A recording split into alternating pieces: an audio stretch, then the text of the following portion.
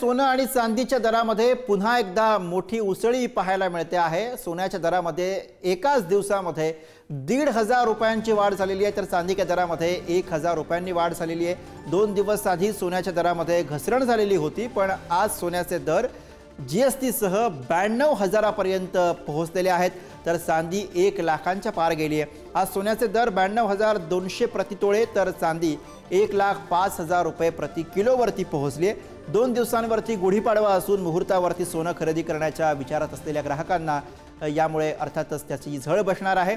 आंतरराष्ट्रीय बाजारामध्ये निर्माण झालेली अस्थिरता तसंच आंतरराष्ट्रीय ट्रेड वॉर, टॅरिफ रेट यामुळे सोन्याच्या दरामध्ये वाढ झाली आहे। परवापर्यंत सोने जेव्हा 88,000 रुपये होते, आज एका दिवसात सोने जेव्हा 1,500 रुपयांनी वाढले आहे। याच्या मागचं मुख्य कारण जे 2 एप्रिलला जे यूएसचा लिबरेशन डे आहे, तर त्याच्यात जे टॅरिफ रेट इंट्रोड्यूस होणार आहे त्याचा इफेक्ट आहे। गोल्डमध्ये खूप मार्केटमध्ये अनसर्टनिटी निर्माण झाली आहे आणि त्याचा इफेक्ट गोल्ड प्राइसेसवरती पडतोय।